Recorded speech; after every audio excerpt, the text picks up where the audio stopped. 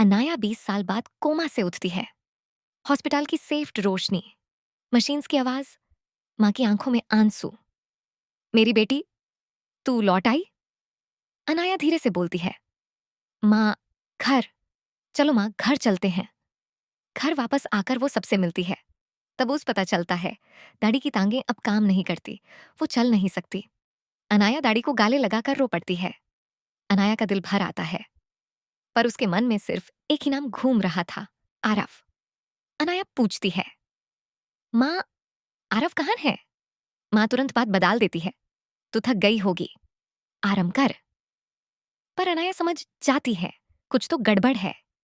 अगली सुबह अनाया चुपके से घर के में दूर से बाहर निकल जाती है और आरव के घर पहुंच जाती है। उसके घर के रूम के बाहर खड़ी हो जाती है। दिल तेज धड़क रहा था। दरवाजा धीरे से खुलता है। तभी आरव की दड़ी उसे देख लेती है। दड़ी जोर से चिल्ला देती है, ये यहाँ क्या कर रही है? मोहल्ले में हंगामा हो जाता है। अनाया के घर वाले आकर उसे वापस ले जाते हैं। कुछ दिन बाद घर में पूजा होती है। मेहमान आते हैं, फूल दिए, शंख। और तब आरव भी आता है। नजार मिलती है, पर बात नहीं होती। पूजा के बीच में पंडित जी ज्यादा जोश में बोल देते हैं। अब हम आरव और इस घर की बड़ी बेटी के रिश्ते की बात करने वाले हैं। पूरा घर शांत। अनाया के हाथ से दिया गिर जाता है। अनाया के कान में सिर्फ एक ही लाइन गूंजती, आरव।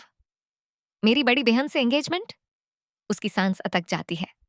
तभी वो अचानक आरव को देखती है। आरव आंखों में गिल्ट के साथ बोलता है, मैं मजबूर था, सब कुछ मेरे हाथ में नहीं था। अनाया 2 कदम पीछे हट जाती है और किसी को कुछ नहीं बोलती, बस हल्की सी स्माइल के साथ अपने रूम की तरफ चली जाती है। पर उसके मन में कुछ और ही चल रहा था। अनाया छत पर खड़ी होती है, आसमान को देखती है। 20 साल सोई रही और मेरी दुनिया मेरे बिना ही बदल गई। कभी कभी खामोशी सबसे ज्यादा चोट देती है, पर उसने मन में कुछ तो ठान लिया था।